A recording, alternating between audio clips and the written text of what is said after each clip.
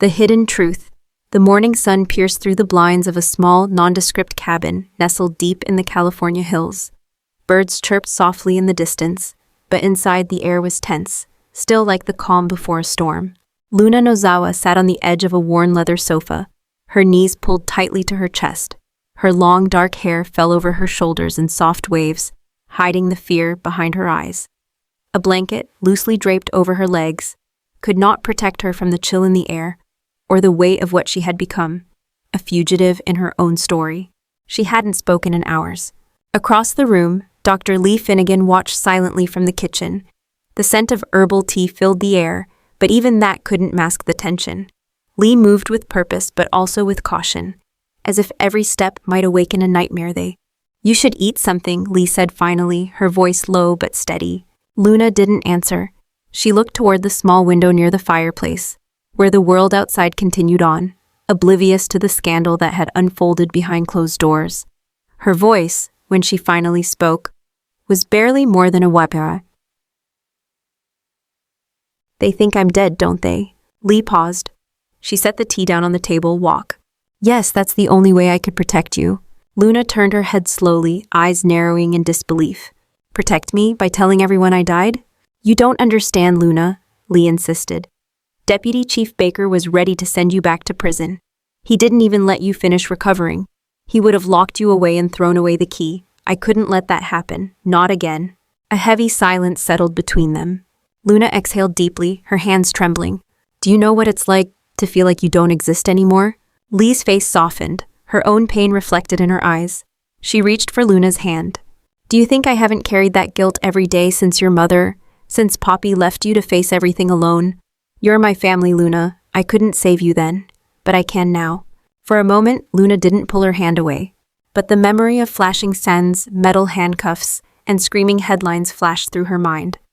Luna Nozawa, from model to monster, the court of public opinion had already decided her fate. Lee knew what was coming next. The lies she told wouldn't stay buried forever. Someone, Steffy, would eventually sense the truth. And when that day came, it wouldn't be mercy that Steffy offered. It would be war. But for now, Lee focused on the present. She needed to stabilize Luna's health and keep her hidden long enough for the world to forget. Maybe someday she could find a way to reintroduce Luna, to help her start over. You're not a monster, she whispered. You're not what they said you were. But neither woman could deny the reality. The longer Luna remained hidden, the more dangerous the truth would become. Lee's burden, the quiet of the cabin, offered no peace. It was a different kind of silence now, no longer filled with dread, but with guilt. A guilt that clung to Dr. Lee Finnegan like a second skin, tighter with each passing day. She stood alone in the cramped bathroom, gripping the edge of the sink. Her reflection stared back at her from the mirror, hollow-eyed and exhausted. For the first time in years, she questioned her own code, the oath she swore as a doctor, the line between protector and deceiver. What had she done? I didn't save a patient, she murmured to herself. I buried the truth. But how could she let Luna rot in a prison system that had failed her before? A system that saw her as a statistic, not as a survivor of trauma, betrayal, and manipulation. Lee's thoughts drifted back to the day she made her choice. The moment Luna opened her eyes post-surgery, fragile and frightened. Her vitals were stabilizing, but the legal pressure was mounting. Deputy Chief Bradley Baker was already assembling the transfer papers. Media vans circled the hospital like vultures. And then, Lee made the call. A nurse was dismissed early, the monitors were disconnected. The paperwork was forged, quietly.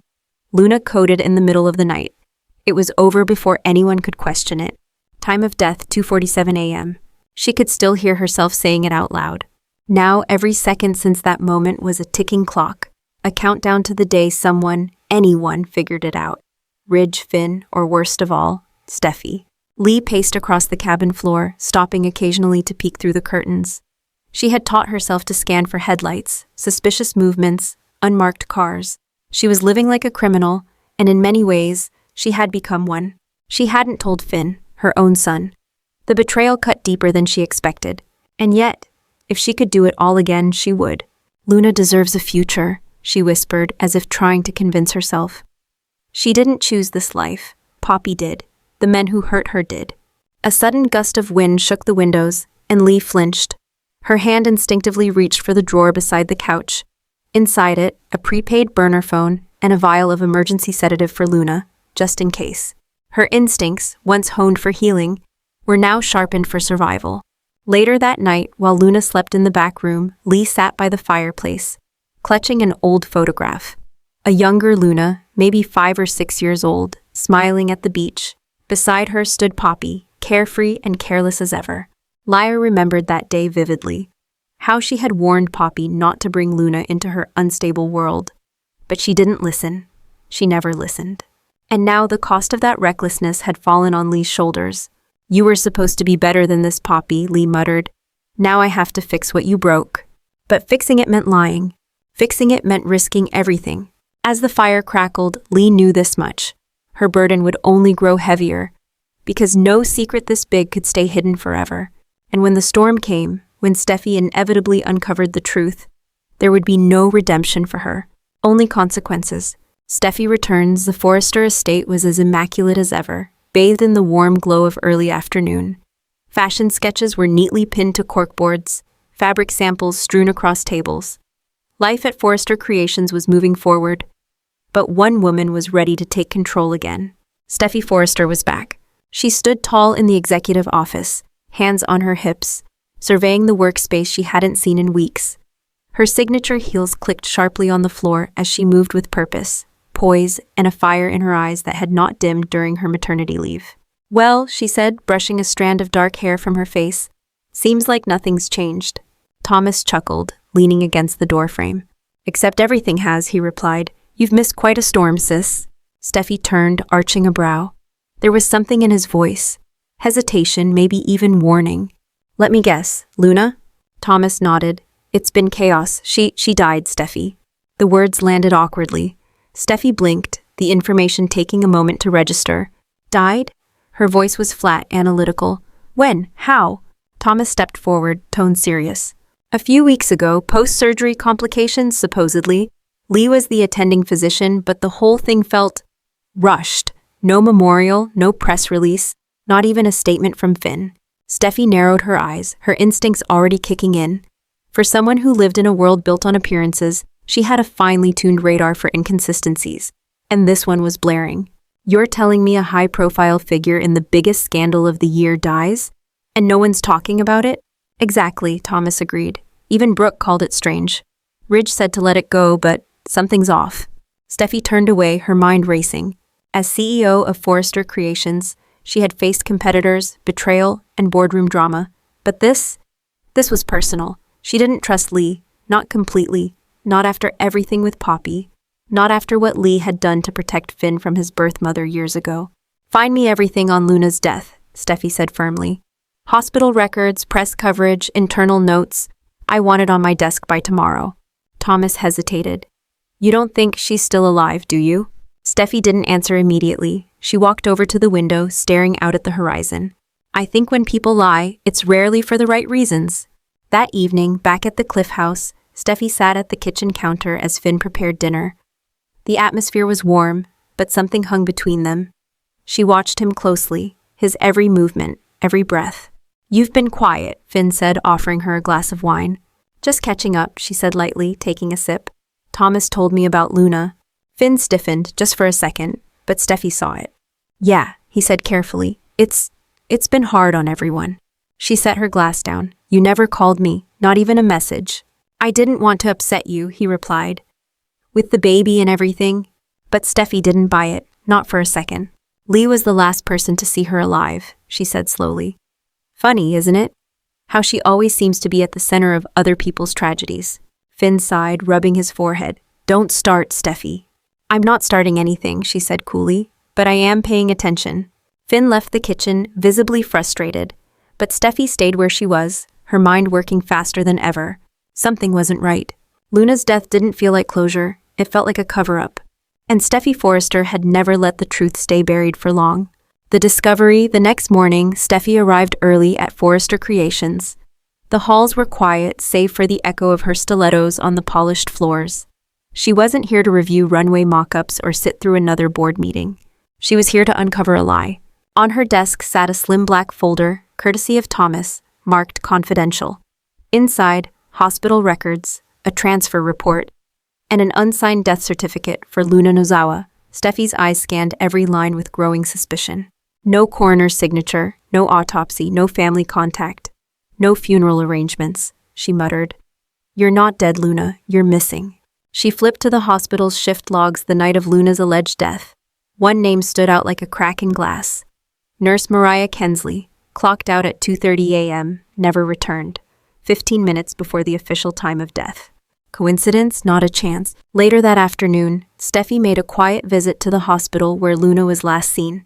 Wearing sunglasses and a neutral-toned coat, she passed through the lobby unnoticed. She wasn't here as a CEO or even as a wife. She was here as a woman chasing the truth. She tracked down a junior nurse who had once interned under Lee. I'm just trying to understand what happened, Steffi said gently. Luna's family deserves closure. The nurse hesitated. Her eyes darted around the hallway. I probably shouldn't say anything. Steffi leaned in, her voice low but firm. Listen to me, I know Luna didn't die. You know something, don't you?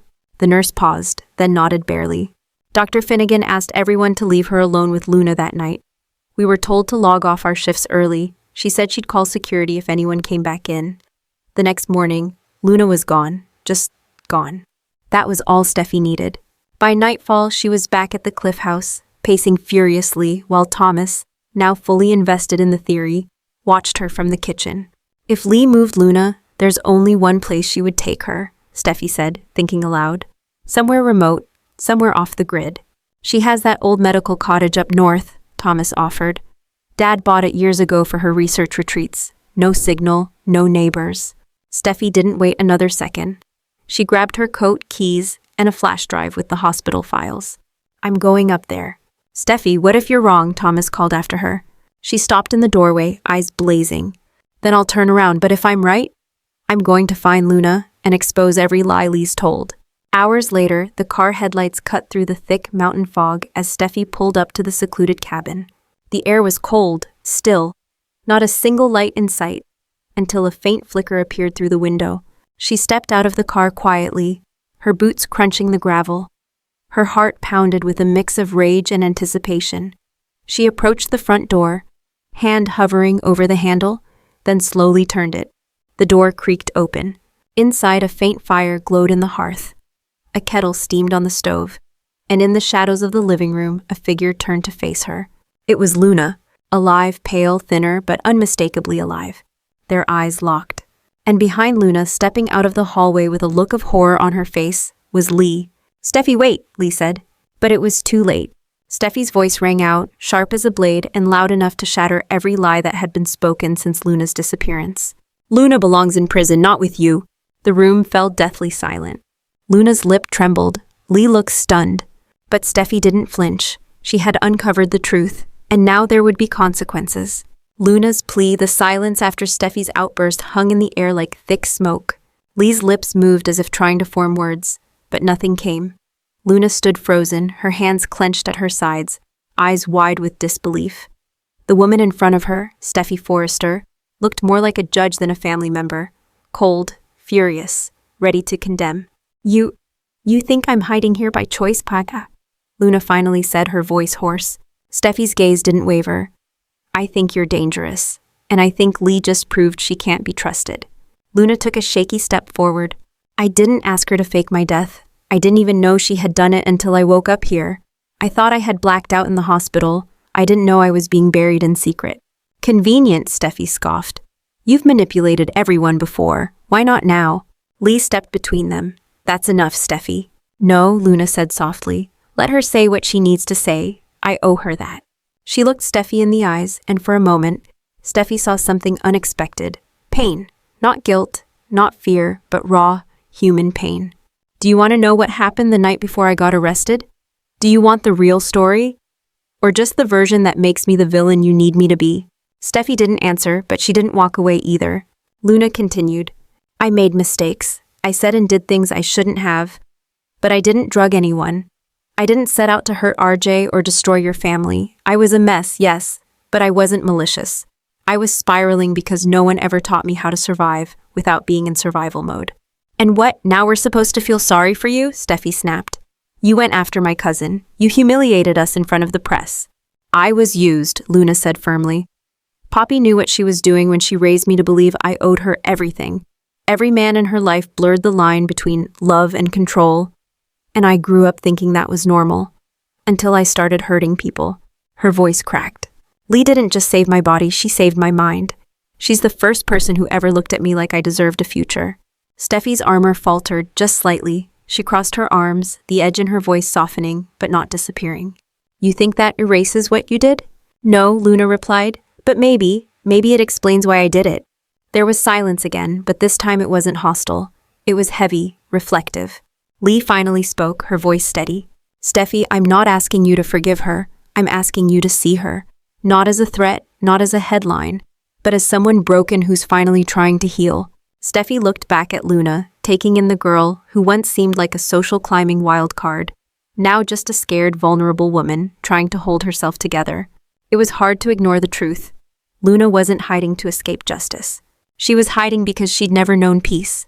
Later that night, after Steffi had left in silence, Luna sat by the fireplace, knees pulled up, eyes red from tears she hadn't let fall until now. Lee placed a gentle hand on her shoulder. You were brave. She hates me, Luna whispered. She hates what you represent, Lee said quietly, and that's not the same thing. Luna looked at the door where Steffi had stormed out just hours before. Do you think she'll tell the police?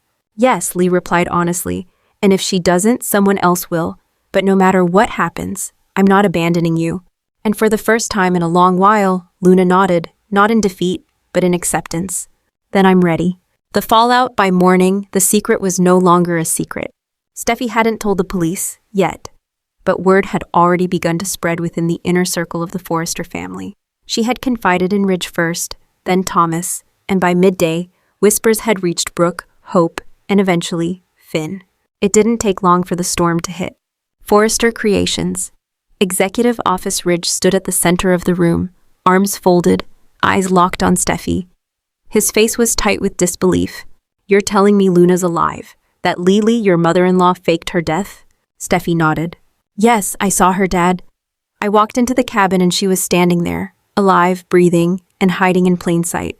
Brooke gasped from the corner, hand to her mouth. Oh my God, what does this mean for the company, for the family?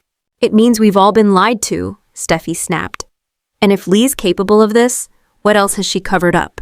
Thomas leaned forward on the table. We can't keep this internal. If word gets out that we knew and didn't act. I know, Steffi said, jaw clenched. That's why I'm going to talk to Deputy Chief Baker. He needs to hear it from me before it leaks to the press. Ridge stepped in front of her. Wait, before you do anything, think about what this will do to Finn. Silence.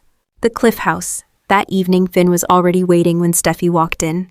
He stood in the living room, hands in his pockets, a storm raging behind his calm demeanor. You went to the cabin, he said quietly. Steffi dropped her purse and sighed. I had to. And you saw her. Yes, she's alive, Finn, and your mother lied to all of us. Finn turned away, gripping the edge of the fireplace mantel.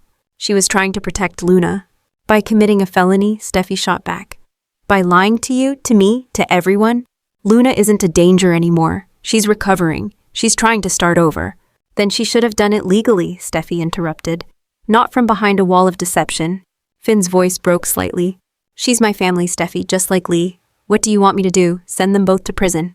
She looked at him for a long moment. I want you to pick a side. Los Angeles Police Department. The next day, Deputy Chief Bradley Baker looked up from his desk as Steffi entered his office. Mrs. Finnegan, to what do I owe the surprise? Steffi closed the door behind her, the weight of her decision written across her face. It's about Luna Nozawa. She's not dead. Baker froze. I'm listening. She laid the flash drive on his desk. This is everything. Hospital records, shift logs, details on a cabin in the mountains. I saw her with my own eyes, and Dr. Lee Finnegan orchestrated it all. He picked up the drive slowly. You realize this opens a full criminal investigation. I know, Steffi said, and I'm prepared for the fallout. But if we start letting lies like this slide, where does it end?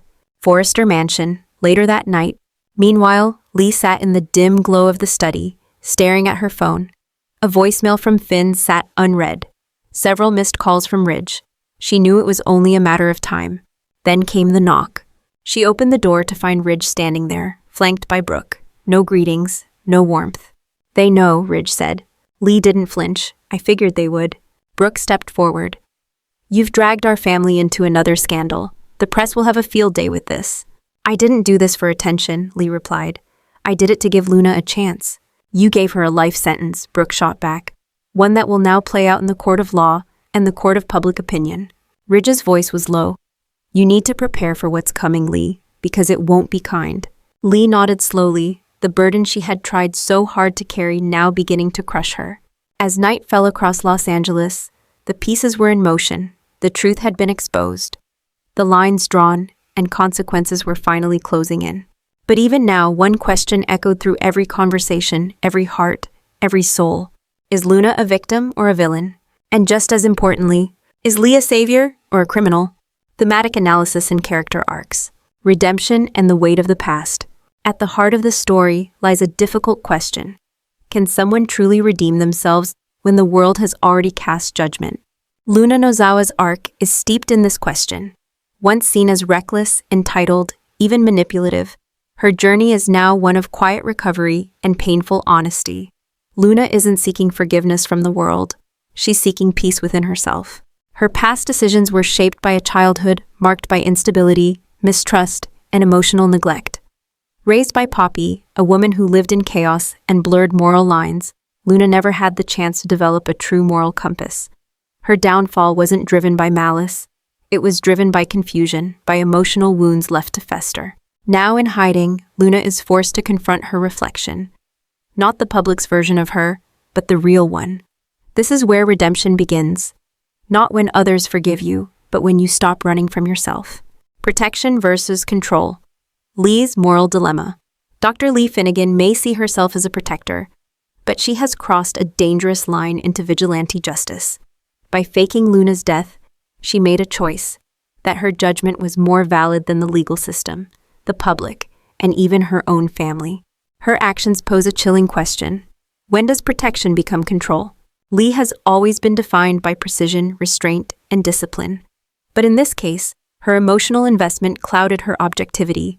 Her guilt over Poppy's parenting failures, her need to fix the next generation, and her medical authority all collided, blurring the line between healer and manipulator. In her mind, she's saving Luna. In everyone else's eyes, she's obstructing justice. Her arc is now shaped by the consequences of this choice. Will she remain defiant? Or will she acknowledge that even good intentions can lead to dangerous betrayals? Steffy's war between justice and family. Steffy Forrester has always walked the line between fierce loyalty and ruthless ambition. In this storyline, that tension is pushed to the extreme. Faced with a massive deception involving her husband's mother and a woman who once threatened her family's reputation, Steffy must choose. Will she prioritize truth or preserve family unity? What makes Steffy compelling here is her commitment to accountability. She isn't driven by vengeance. She's driven by clarity. As a leader at Forrester Creations, a mother and a survivor of past trauma herself, Steffy knows that lies, even well-intentioned ones, have the power to destroy. Her arc isn't just about exposing Lee and Luna. It's about drawing the line in the sand and declaring, we don't hide the truth to protect our comfort. Steffy is more than just a storm. She is the voice of consequences. And in doing so, she becomes the moral compass the Forrester family desperately needs. Finn's torn allegiance. No character is more emotionally torn than Dr. John Finn Finnegan. Caught between the two most important women in his life, his mother and his wife, Finn finds himself paralyzed by love and loyalty. He understands Lee's desperation. He also understands Steffy's outrage. But in trying to please both, he risks losing them both. Finn's arc becomes a tragic slow burn. A good man forced into moral paralysis. The deeper the fallout grows, the more he realizes that neutrality is no longer an option. At some point, he will have to act. Not just as a doctor or a son, but as a man who must define his own sense of justice.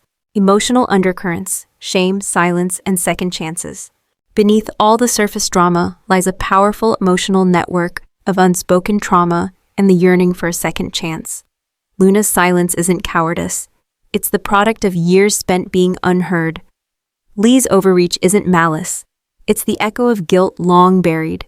Steffy's anger isn't hatred. It's heartbreak at how easily trust can be shattered. These characters aren't just reacting, they're unraveling and rebuilding. Full circle character growth, seeds for future episodes.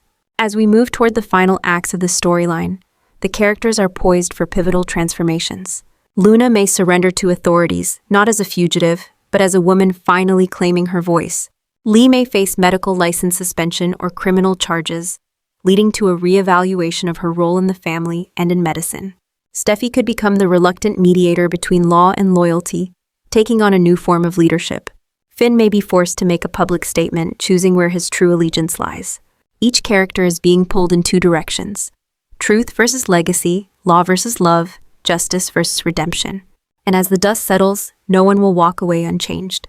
Public exposure morning in Los Angeles broke with flashing cameras and screaming headlines. Luna Nozawa alive. Forrester family scandal deepens. Lee Finnegan under investigation for medical cover-up. Luna lives, trending worldwide. The media firestorm ignited faster than anyone could contain it. Spencer Publications, breaking news. Desk Justin Barber reviewed the leaked documents for the third time, jaw tight. The anonymous tip had come through late last night. A flash drive with hospital records, photographs, and GPS coordinates of a cabin registered under Lee Finnegan's name. Now it was everywhere. Bill Spencer, never one to miss a moment of public reckoning, stood behind the newsroom camera as his anchor delivered the breaking story. After weeks of silence following her alleged death, Luna Nozawa, at the center of the Forrester family controversy, has been confirmed alive. Sources report she was found recovering in a remote medical facility operated by none other than Dr. Lee Finnegan, her aunt and legal guardian. Authorities have yet to issue formal charges, but insiders suggest an arrest may be imminent. Cut to a shot of Luna, caught leaving the cabin hours earlier, a grainy photo, but clearly her. Cut to Lee, silent, face hard as stone as police approached her car. The court of public opinion had opened its doors. Forrester Creations, war room inside the executive office. Panic buzzed through every screen, every phone line. The board is asking if we should release a statement, Thomas said, tossing a tabloid onto the table. There's nothing we can say right now, Steffy replied, voice measured but firm. If we speak too soon, we fuel the flames. If we stay quiet, it looks like we're hiding something. Which we were, Ridge muttered, because of Lee. Steffy turned toward him. No, we weren't hiding anything, she was, and now we clean it up, on our terms. Hope entered the room with her tablet. I hate to say this, but people are eating it up. The press, the forums, even the fan base. Luna's suddenly the face of a redemption narrative, and Lee's the villain. Are they wrong? Steffy asked. The room fell quiet. Police station, interrogation room. Lee sat across from Deputy Chief Baker, her hands folded calmly. There was no lawyer, no plea, just silence. You do understand the gravity of what you've done, he asked. Lee met his eyes. Yes. Why? She exhaled slowly. Because the system failed her the first time. And I couldn't watch it fail her again. So you lied, obstructed justice, forged documents. I saved her. You don't get to make that call, Baker snapped. No, she said almost wistfully. But I did, and I'd do it again. Cliff House. That night, Finn stood on the back porch, watching the waves crash.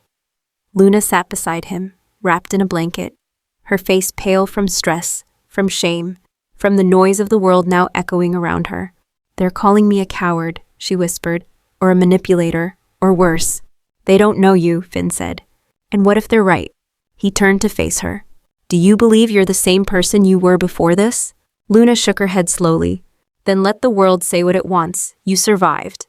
You're still here. That's what matters. But both of them knew the calm wouldn't last. Soon, Luna would be called to testify. Charges might be filed. Her past actions would be dissected by lawyers, reporters, and internet trolls. There was no hiding anymore. Logan Estate, later. Brooke stared at the TV in disbelief. What happens when the world knows everything? When the whole truth gets aired, not just the parts that go viral? Ridge poured a drink, his hand shaking just slightly. We deal with it like we always do. But neither of them sounded convinced. Paparazzi chasing Luna into a car. Protesters outside the hospital demanding Lee's resignation. Talk debating ethics, family loyalty, and whether Luna deserved prison or mercy. And through it all, one image burned brightest. Luna Nozawa caught mid-step, her expression haunted but resolute. She wasn't hiding anymore. She was walking straight into the storm. Court of public opinion, social media frenzy. trial by hashtag. Before the courts could convene, the court of public opinion had already reached a verdict. Twitter, X, TikTok, Instagram, Reddit, all exploding with theories, edits, duets, and expert takes. Split screen of Luna crying at the cabin and Steffy shouting, "Luna belongs in prison." Caption, "Victim or villain? Justice for Luna or lock her up." Trending hashtags, Luna Lives, #Lithe Liar, Forrester, Cover Up, Free Luna, #Cancel Lee. Even fashion blogs got involved. Should a woman who fakes a death still be allowed to perform cosmetic surgeries? Let's talk about Dr. Lee Finnegan's medical ethics and her winter coat. Emotional fallout inside Luna's mind. Luna sat on the floor of her room, laptop open, scrolling through comments. She faked trauma to get sympathy. "I knew she was alive. Pretty girls like that don't just disappear. Her mom was a disaster. Apple doesn't fall far." The words didn't just sting, they burrowed into her like thorns. Even the supportive ones felt distant, conditional. "She's so brave. I hope she doesn't screw it up again." She slammed the laptop shut. Lee knocked gently and stepped in. "You shouldn't read the comments." "I shouldn't have survived either, right?" Luna said, half sarcastic, half sincere. "That would have made the narrative cleaner." Lee knelt beside her, placing a comforting hand on her shoulder. "They don't know you. Then why do their words feel like they do?" Steffy faces backlash. Meanwhile, Steffy Forrester, once praised as the voice of reason, found herself under fire. Media opinion pieces called her cold, calculated, and even a privileged gatekeeper protecting legacy over humanity. In a heated interview with fashion outlet Modex, a reporter asked bluntly, "Do you believe Luna deserves a second chance?" Steffy paused, then replied, "Everyone deserves a second chance, but not everyone deserves a free pass." The quote went viral, again. Some cheered her honesty, others branded her as heartless. And for the first time in a long while, Steffy questioned her position, not her moral stance, but her tone. Finn torn between love and loyalty. Finn sat in his hospital office, facing a disciplinary panel. The board had concerns about whether he had aided in the concealment of a fugitive, even unintentionally. He spoke with calm clarity. "I didn't know, and if I had, I would have stopped it." But what he didn't say out loud haunted him. Would he really have stopped Lee if he had known?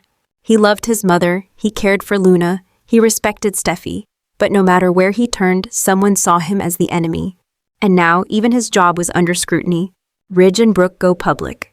To contain the damage, Ridge and Brooke agreed to a televised statement. In a polished, carefully worded interview, Ridge spoke first. "This is a personal matter that became very public. We support truth, transparency, and accountability. But above all, we support healing." Brooke added, "We ask the public to give space, for Luna to find peace, for Lee to face the consequences, and for our family to move forward." It was a good statement, measured, mature, but the public didn't want measured. They wanted drama, they wanted blood. And so even this act of diplomacy was twisted into headlines. Forrester's play damage control, still no apology to victims. Brooke Logan defending yet another scandal, déjà vu? A choice ahead. As the noise built to a crescendo, one thing became clear.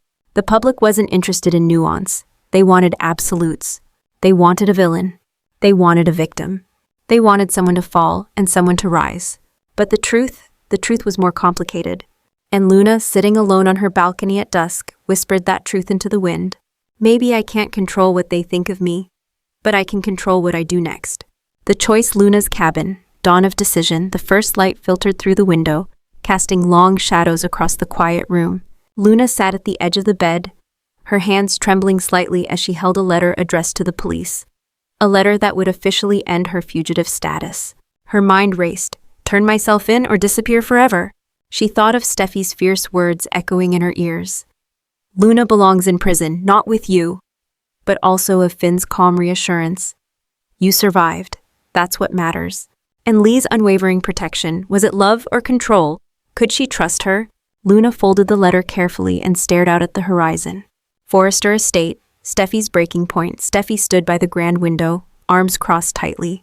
Her phone buzzed incessantly, messages from friends, reporters, even a call from Brooke. She had fought to bring the truth to light, but the backlash was tearing her apart. Suddenly, the screen showed a live news feed. Luna, escorted by officers, stepping out of the police station, face solemn but composed. Steffy's breath hitched. Her voice was barely audible as she whispered, "It's over, for all of us." Police station, Luna's surrender. The cold fluorescent lights buzzed overhead as Luna entered the precinct, flanked by Finn and Lee. Detective Baker approached with a nod.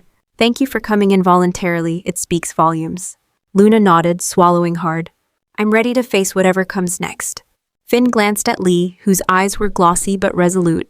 The weight of the moment was heavy, but it marked a new beginning. Finn and Steffy, crossroads. Later that evening, Finn met Steffy in the quiet sanctuary of their home. Words were hard to find. "You did what you had to," Finn began. "And so did you," Steffy replied, voice soft but firm. They looked at each other, the past storms still lingering in their eyes. "Where do we go from here?" Finn asked. "Together," Steffy said, taking his hand. A fragile hope bloomed in the silence. Lee's reflection, alone in the night, alone in her study. Lee stared at the framed photo of Poppy and Luna. Tears traced down her cheeks. "Maybe I saved her, or maybe I just delayed the inevitable." Her phone chimed, a message from Luna. "Thank you for believing in me." Lee wiped her eyes, nodded to herself. "No matter what happens, I'll always be here." Closing moments, new beginnings, and uncertain futures. The dawn promised no easy resolutions, but it offered hope. Luna's choice to face justice was brave, painful, and true. Steffy and Finn's bond, tested by fire, had found a fragile strength. Lee confronted her own faults, ready to face consequences. In the end, truth had broken the silence, and with it, the possibility of healing. A storm calm before the next. As the dust settles on one of the most gripping chapters in the bold and the beautiful history, viewers are left reflecting on a story of secrets, lies, loyalty, and the relentless pursuit of truth. From the shocking revelation that Luna Nozawa was alive and hiding, to the fierce showdown between Steffy Forrester and Lee Finnegan, this saga exposed the fragile balance between protection and control, love and justice. Luna's courageous decision to surrender marked a pivotal moment, proof that even the darkest past can lead to redemption, but only when confronted honestly. Steffy's unyielding demand for accountability reminded everyone that family loyalty does not excuse deception.